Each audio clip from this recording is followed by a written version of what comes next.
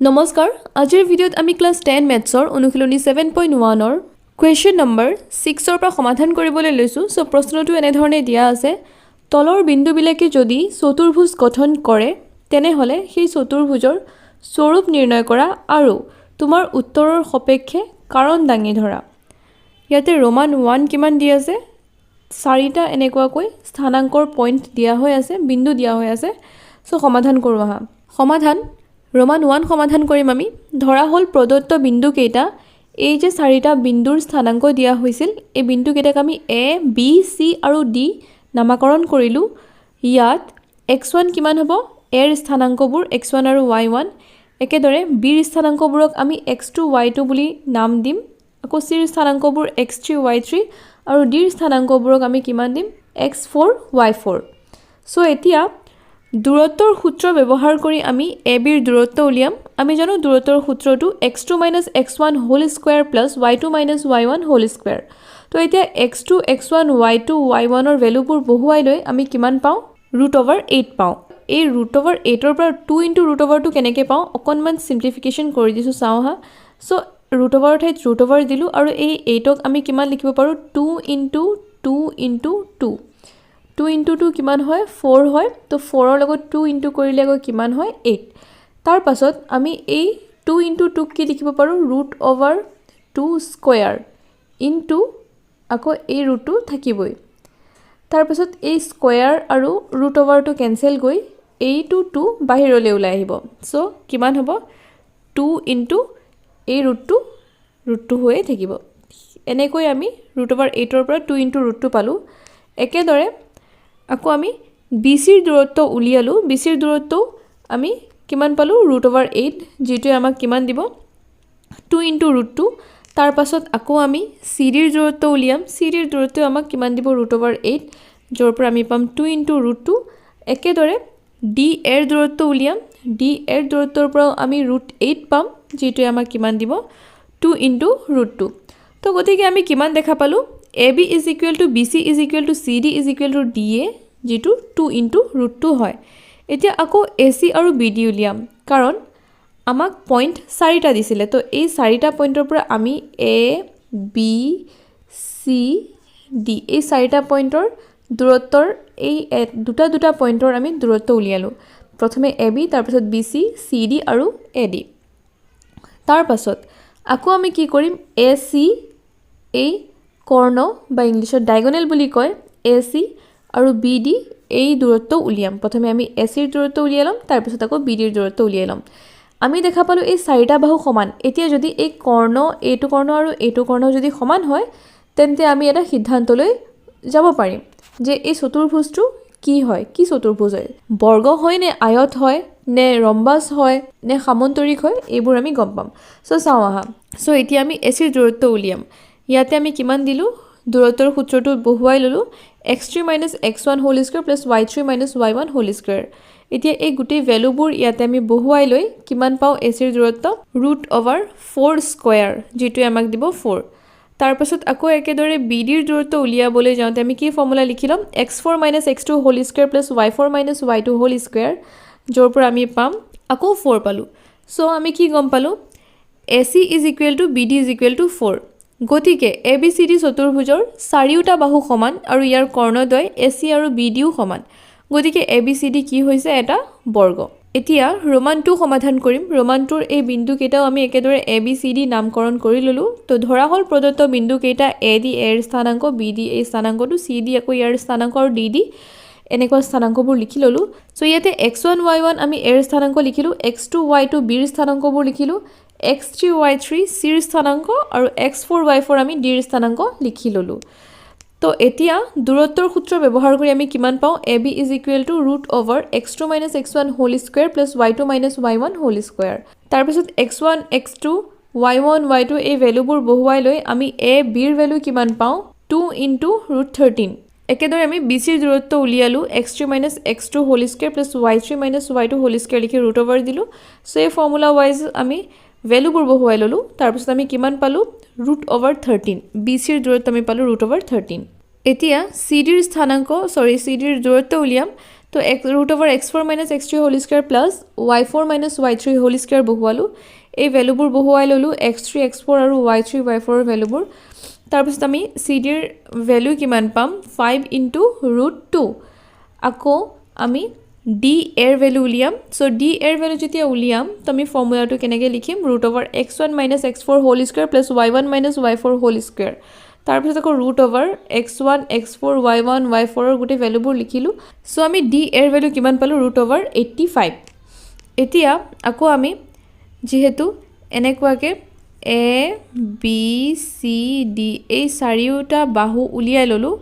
তাৰপিছত আকৌ আমি ac আৰু bd উলিয়াম সো ac আমি কি কৰিলো a আৰু c ৰ স্থানাংকৰ ভ্যালুবোৰ লিখি ললোঁ দূৰত্বৰ সূত্ৰ ব্যৱহাৰ কৰি তাৰপিছত ac ৰ মান পালো আমি √13 একেদৰে আমি bd ৰ মান কিমান পালো √41 ইয়াতে b আৰু d ৰ স্থানাংকবোৰ বহুৱাই ললোঁ x4 আৰু x2 দি একেদৰে y4 আৰু y2 দি তাৰপিছত আমি bd ৰ ভ্যালু পালো √41 সো আমি পাও যে ac plus bc is equal to 13 মানে √13 plus √13 which is equal to 2 into √13 আৰু সেইটোৱে এই 2 into √13 আকৌ আমাৰ ab ৰ মান হয় চাও হা ac আৰু bc ইয়াতে দেখা পাবা ac ৰ মান আমি পালো √13 প্লাস আকৌ bc ৰ মান আমি কিমান পালো √13 সো √13 plus √13 কৰি আমি কিমান পালো 2 into √13 আকৌ আমি দেখা পাম ইয়াতে ab ৰ মান কিমান হয় 2 into √13 হেতু 2 into √13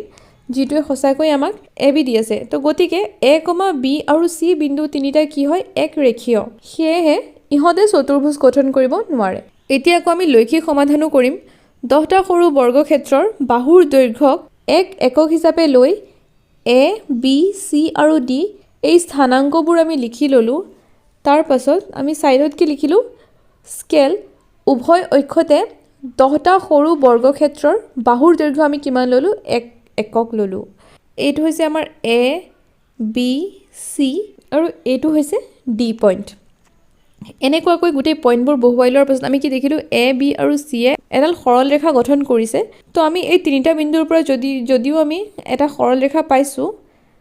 আৰু d ৰ লগত কোনো ধৰণৰ সম্পৰ্ক নাই তো গতিকে আমি কি ক'ব পাৰো এই বিন্দুবোৰে চতুৰ্ভুজ গঠন কৰা নাই আৰু এক ৰেখীয় বুলি ক'ব পাৰো তো গতিকে আমি কি লিখিম ইয়াতে লেখত প্ৰত্যক্ষ কৰা অনুসৰি a, c আৰু b এক ৰেখীয় গতিকে প্ৰদত্ত বিন্দু কেইটা চতুৰ্ভুজ গঠন কৰিব নোৱাৰে এতিয়া কোৱেশ্চন নম্বৰ 3 ধৰা হল প্ৰদত্ত বিন্দু কেইটা a b c আৰু d এই স্থানাংকবোৰ আমি নামকৰণ কৰি ললো ইয়াত x1 আৰু y1 এৰ স্থানাংক x2 আৰু y2 b ৰ স্থানাংক x3 আৰু y3 c ৰ স্থানাংক একেদৰে x4 আৰু y4 d ৰ স্থানাংক সো এতিয়া আমি দূৰত্বৰ সূত্ৰ ব্যৱহাৰ কৰি ab ৰ দূৰত্ব উলিয়াই লওঁ তো ইয়াতে আমাৰ x1 x2 আৰু y1 y2 ৰ ভ্যালুবোৰ বহুৱাই লৈ কিমান পালো ab ৰ ভ্যালু √10 একেদৰে আমি bc ৰ ভ্যালুবোৰ মানে স্থানাংকবোৰ বহুৱাই লৈ আমি bc ৰ ভ্যালু কিমান পাওঁ √18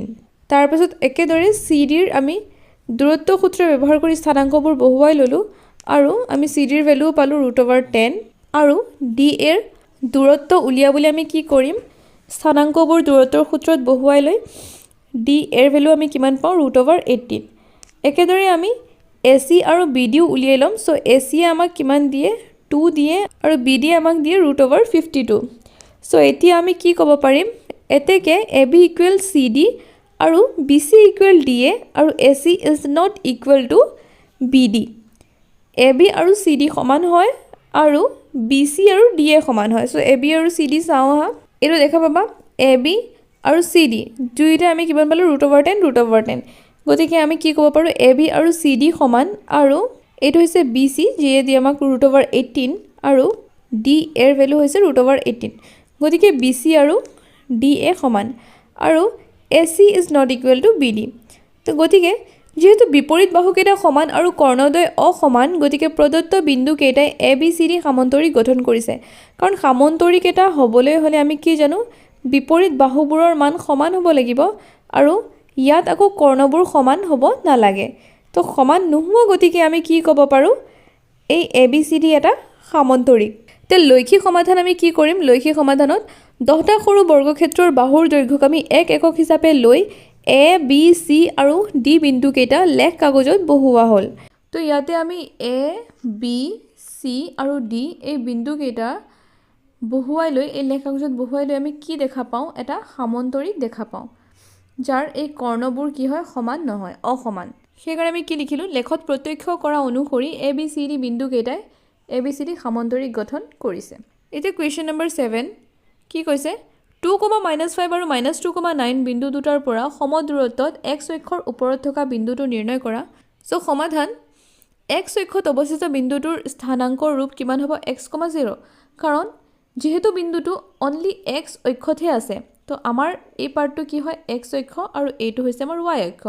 বিন্দুটো যিহেতু x অক্ষত আছে, তো গতিকে xৰ যিকোনো পইণ্টত থাকিব পাৰিব, কিন্তু y পাৰ্টটো নাই যিহেতু x অক্ষত আছে আৰু y নাই, তো গতিকে yৰ অংশত মানে yৰ স্থানাংকত কি বহিব? 0 হ'ব। তো আমি কি লিখিম? সেই বিন্দুটোৰ স্থানাংক x, 0। সেইকাৰণে ইয়াত লিখা হ'ল x অক্ষত অৱস্থিত বিন্দুৰ স্থানাংকৰ ৰূপ x, 0 ধৰা হ'ল x অক্ষত অৱস্থিত আৰু সেই বিন্দুটোৰ সেই স্থানাংকৰ বিন্দুটো আমি a ধৰিলোঁ, a x, 0 বিন্দুটো b বিন্দু যিটো এইটো হ'ব 2, -5 আৰু c বিন্দু -2,9 বিন্দুৰ পৰা সম দূৰৱৰ্তী। এইটো হৈছে আমাৰ x1ৰ x পাৰ্ট, x1 x আৰু y1 কিমান? 0, x2 হৈছে 2, y2 হৈছে -5, একেদৰে x3 হৈছে -2 আৰু y3 হৈছে 9। তেন্তে AB is equal two AC। যিহেতু সম দূৰৱৰ্তী বুলি কৈ দিছে, এই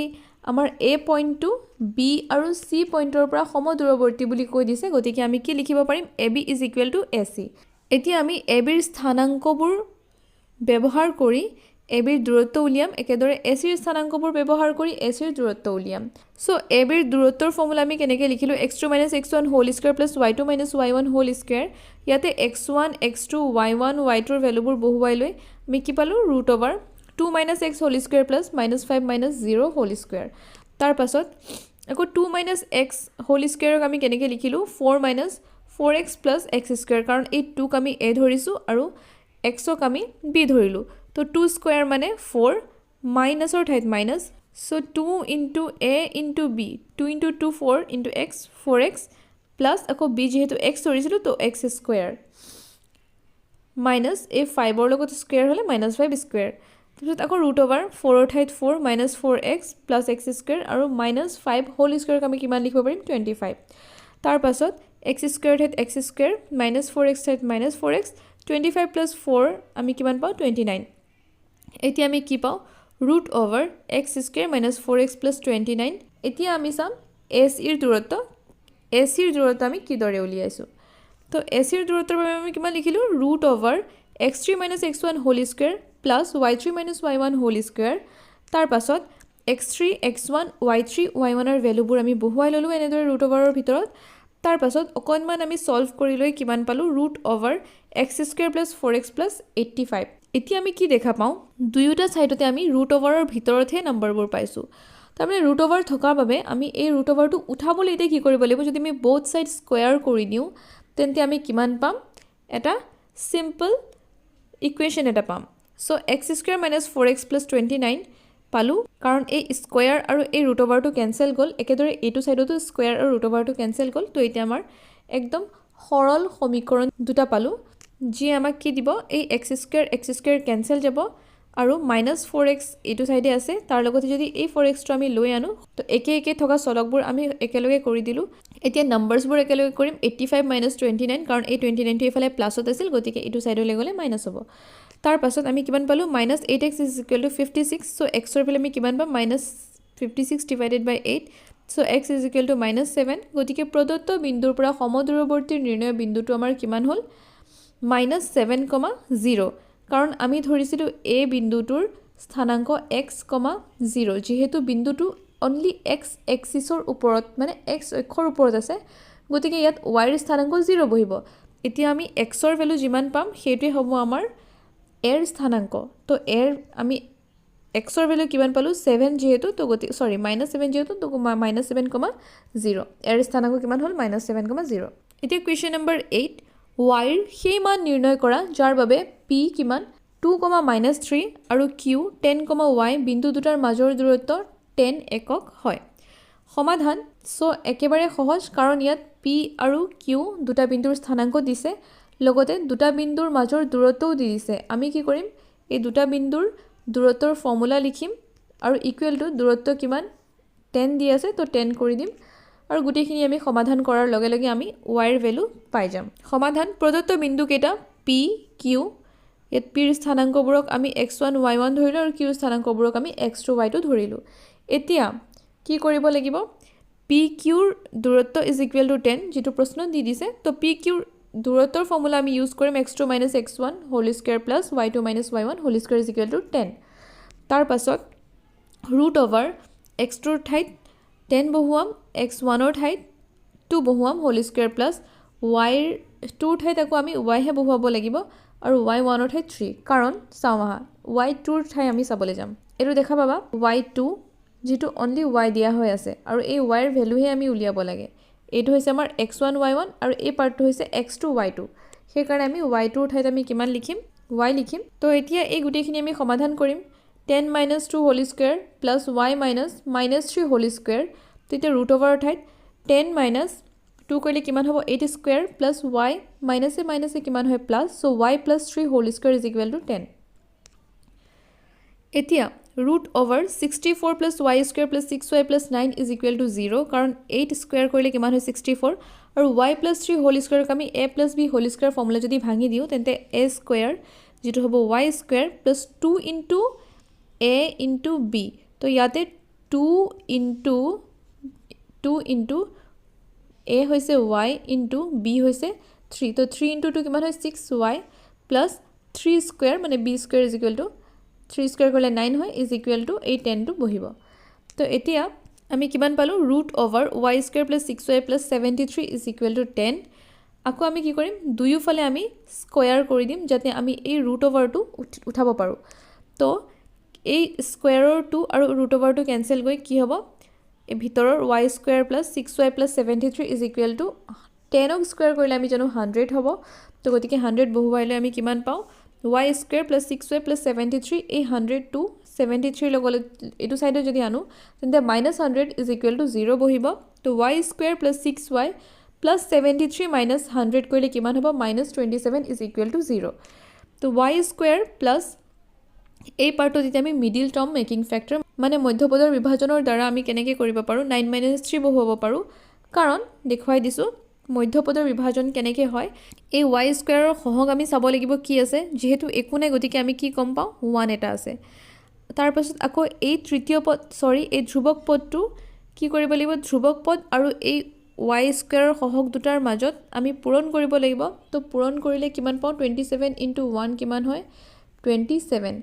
এতিয়া আমি কি কৰিম এই 27ক এনেকুৱাকে ভাঙিম যাৰ পূৰণফলে 27 এ দিয়ে কিন্তু যোগফল বা বিয়োগফলে কিমান দিয়ে 6 দিয়ে সো এতিয়া আমি যোগ কৰিম নে বিয়োগ কৰিম হেতু কাৰ ওপৰত ডিপেন্ড কৰে এই কনস্ট্যান্ট টাৰ্মটো মানে ধ্ৰুবক পদৰ আগত থকা সাইনটোৰ ওপৰত ধ্ৰুবক পদৰ আগত কি সাইন আছে মাইনাস সাইন গতিকে আমি 27ক যে ভাঙিম যিকোনো দুটা সংখ্যাত সেই দুটা সংখ্যাৰ মাজত কি হ'ব লাগিব মাইনাস হ'ব লাগিব কাৰণ 27ৰ আগত মাইনাস আছে তো এতিয়া এই দুটা সংখ্যা ধৰিলো এনে ধৰি ললো xy কিন্তু এটা আমি চাব লাগিব 27ক কেনেকৈ ভাঙিব পাৰো সো 27ক আমি কিমান দি যাব পাৰো 3 দি যাব 3 9 যা 27 সো 9 - 3 কৰিলে কিমান হয় 6 যেটো আমি ইয়াতে পালো তো এতিয়া 9 - 3 কৰিছো কাৰণ 27ৰ আগত মাইনাস থকাৰ কাৰণে থকা বাবে তো y স্কয়াৰ প্লাস 6 ৰ ঠাইত আমি কিমান লিখিলো 9 - 3 y ৰ ঠাইত y -27 ইজ ইকুৱেল টু 0 এতিয়া y স্কয়াৰ ঠাইত y স্কয়াৰ প্লাস 9y ৰ ঠাইত 9y -3y -27 is equal to 0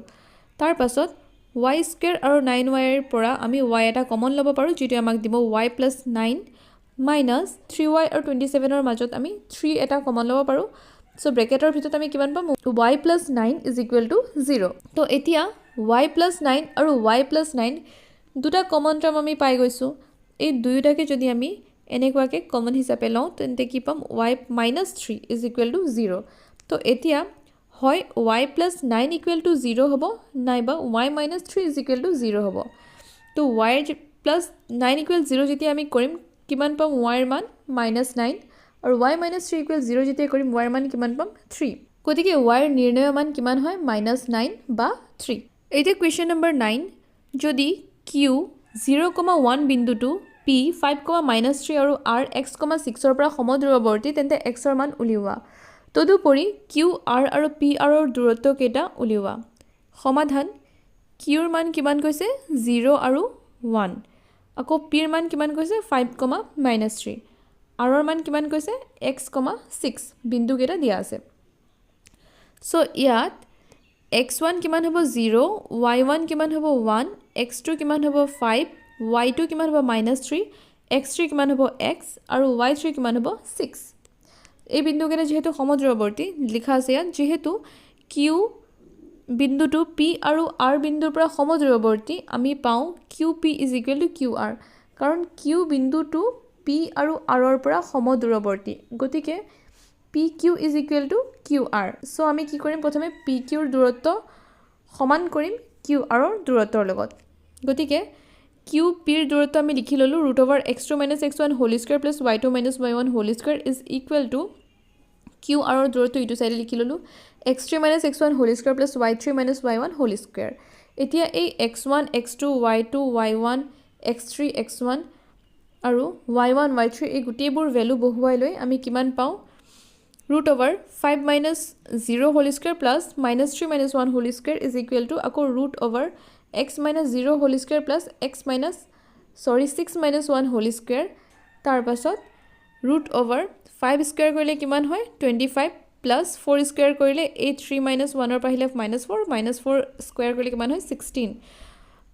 একেদৰে x স্কয়াৰ হ'ব x - 0 যেহেতু আছে তো x স্কয়াৰ হ'ব +6 - 1 কিমান হ'ব 5 স্কয়াৰ সো x স্কয়াৰ + 25 এতিয়া এই √over বোৰ আমি কেনসেল কৰিব লাগে সো আমি জানো √over কেনসেল কৰিবলৈ আমি both side স্কয়াৰ কৰি দিম সো both side আমি স্কয়াৰ কৰি দিলো তেতিয়া এই স্কয়াৰৰ 2 আৰু এই √over কেনসেল গুচি গ'ল একেদৰে এইটো সাইডতো 2 আৰু স্কয়াৰ ৰুট কেনসেল গুচি গ'ল তাৰ পাছত আমি কিমান পাওঁ 25 + 16 is equal two x square + 25 তো x square is equal two এই 25 কেনসেল গলে কিমান থাকিব only x square is equal two 16 তাৰ পাছত x ইজ ইকুৱেল টু আমি কি কৰিম এই স্কয়াৰটো আছে যে x square is equal two 16 আছে তো আমি x ৰ ভ্যালু যদি লাগে কি কৰিম এই স্কয়াৰটো ইটো সাইডলে স্কয়াৰটো স্কয়াৰ ৰুট হৈ বহিব ইটো সাইডত গতিকে আমি x ৰ মান কিমান পাওঁ √16 ক আমি 4 স্কয়াৰ দি লিখিব পাৰো যেহেতু √over আছে সো √over দিম এই স্কয়াৰৰ 2 আৰু এই √over কেনসেল কৰি কিমান হ'ব 4 থাকিব +-4 তো গতিকে x ৰ মান হয় 4 বা মানে +4 বা -4 ক্ষেত্ৰ 1 x ৰ যদি মান +4 হয় তেন্তে r বিন্দুৰ স্থানাংক কিমান হ'ব 4,6 সো qr ৰ ভ্যালু আমি কিমান পাম মানে qr ৰ ডিসটেন্সটো দূৰত্বটো আমি কেনেকৈ পাম 4 - 0 হোল স্কয়াৰ তাৰ মানে qr উলিয়াই আছো তো r ৰ স্থানাংক কিমান আছিল x, 6 সো এতিয়া আমি q আৰু r ৰ স্থানাংক উলিয়াম ডিসটেন্সটো উলিয়াম কাৰণ আমি x লৈ কৰিছিলো তো এতিয়া যেহেতু আমি x ৰ ভ্যালু দুটা পাই গলো তো প্ৰথম ক্ষেত্ৰত আমি কি কৰিম x ৰ ভ্যালু 4 লৈ কৰিম তো qr ৰ দূৰত্ব চাও আহা qr = √4 - 0 whole square + 6 - 1 whole square যেটো হ'ব √4 স্কয়াৰ + 5 স্কয়াৰ যেটো হ'ব 16 + 25 √over ৰ ভিতৰত তো হ'ব √41 একেদৰে pr কিমান পাম √4 - 5 whole square + 6 - -3 whole square is equal to √1 square + 6 + 3 whole square is equal to √1 + 9 square is equal to 1 + 81 is equal to √82 so এতিয়া ক্ষেত্ৰ 2 ক্ষেত্ৰ 2 ত আমি কিমান পাম x ৰ মান -4 বহুৱাই চাম so r বিন্দুৰ স্থানাংক -4,6 এতিয়া আমি qr ৰ দূৰত্ব উলিয়াম একেদৰে আগৰ নিচিনাই কৰিম -4 - 0 whole square + 6 - 1 whole square √4 square + 5 square √16 + 25 is equal to √41 pr is equal to √over -4 - 5 whole square plus 6 - 3 6 - -3 whole square তেন্তে এইবোৰ সমাধান কৰি আমি কিমান পাম √over -9 square plus 6 plus 3 whole square is equal to root over 81 plus 9 square, যিটো হ'ব root over 81 plus 81। তো আমি এই 81টো যদি আমি কমন লওঁ তেন্তে কি হ'ব 81 ইনটু 2 ৰুট অভাৰ ভিতৰত থাকিব। 81ক আকৌ আমি লিখিব পাৰোঁ 9 স্কোয়াৰ ইনটু 2 হোল ওপৰত থাকিব ৰুট অভাৰ। তো 9টোৰ এই স্কোয়াৰ আৰু ৰুট অভাৰ কেঞ্চেল কৰি 9 ওলাই আহিব আৰু ৰুট অভাৰ 2 হ'ব। কুৱেশ্যন নম্বৰ 10, এক্স আৰু ৱাইৰ মাজৰ সম্পৰ্ক উলিওৱা যাতে এক্স, ৱাই বিন্দুটো 3,6 আৰু -3,4 বিন্দু দুটাৰ পৰা সমদূৰৱৰ্তী হয়। তো এতিয়া এক্স ৱাই এই বিন্দুটো মানে এই স্থানাংক দুটা এইটো আৰু এইটো বিন্দুৰ পৰা সমদূৰৱৰ্তী। তো একে আমি আগৰটো প্ৰশ্নৰ দৰেই সমাধান কৰিম। তো ধৰা হ'ল এ আমি কিমান দিলোঁ, এ বিন্দুটোৰ স্থানাংক এক্স, ৱাই আৰু বি বিন্দুটো কিমান আৰু বিন্দুটো এই এ বিন্দুটো পি আৰু কিউ, পি 3,6 আৰু কিউ -3,4 বিন্দুৰ পৰা সমদূৰৱৰ্তী। ইয়াত x1, y1, x2, y2, x3, y3 গোটেইবোৰ স্থানাংকবোৰ আমি ভাঙি ভাঙি লিখি ল'লোঁ। এতিয়া আমি কি কৰিম, এ পি সমান এ কিউ কৰিম আৰু এ পিৰ দূৰত্ব উলিয়াই ল'লোঁ এইটো চাইডে আৰু এ কিউৰ দূৰত্ব এইটো চাইডে উলিয়াই ল'লোঁ। এ পিৰ দূৰত্বৰ ফৰ্মুলা হ'ল x2 - x1 whole square plus y2 - y1 whole square আৰু এ কিউ আমি লিখিলোঁ root over x3 - x1 whole square plus y3 - y1 whole square. x2 আৰু x1ৰ ভেলু বহুৱালোঁ এইটো চাইডত, y2 - y1ৰ ভেলু বহুৱালোঁ এইটো চাইডত। একেদৰে x3 আৰু x1ৰ ভেলু, y1 আৰু y3ৰ ভেলু বহুৱালোঁ। অলপমান কেলকুলেশ্যন কৰি লৈ আমি কিমান পাওঁ, root over x square plus y square -6x - 12y plus 45। একেদৰে এইটো চাইডে পালোঁ root over x square plus y square plus 6x - 8y plus 25। চ' ৰুট অভাৰ থকা বাবে আমি কি কৰিম, দুয়োটা চাইডে স্কোয়াৰ কৰি দিম যাতে ৰুট অভাৰটো আমাৰ নাইকিয়া হৈ যায়। তো গতিকে বোথ চাইড আমি স্কোয়াৰ কৰি দিলোঁ। কিমান পাওঁ এতিয়া, এই ৰুট অভাৰ আৰু এই স্কোয়াৰটো কেঞ্চেল কৰি আমি কিমান পাওঁ এতিয়া, চ' ইমপ্লাইজ দি আমি কিমান পাওঁ, x square plus y square -6x - 12y plus 45 is equal two x square plus y square plus 6x - 8y plus 25। So' both side x square y square cancel গ'ল। এতিয়া -6 - 12y প্লাছ 45 আৰু এইটো চাইডে আছে 6x - 8y plus 25। তো যিটো আমি কি পাওঁ, এই 6xটো এইটো চাইডলৈ আহি যাব, -6x - 12y -8yটো এইটো চাইডে প্লাছ 8y হ'ব, plus 45 plus 45 -25 is equal to 0। তো -6x আমি কিমান লিখিব পাৰোঁ, -12x -12y প্লাছ 8y কিমান হ'ব, -4y প্লাছ 45 - 25 কি হ'ব, প্লাছ 20 ইজ ইকুৱেল টু 0। এতিয়া ইয়াতে আমি 4 এটা যদি আমি এইটো পাৰ্টৰ পৰা কমন লৈ লওঁ তেন্তে কি হ'ব, -4 তাতে আকৌ -4 কমন ল'লে 3x plus y - 5 is equal to 0। So' 3x plus y - 5 is equal to 0। গতিকে x আৰু yৰ মাজৰ নিৰ্ণয় সম্পৰ্কটো হৈছে এইটোৱে, 3x plus y - 5 is equal to 0।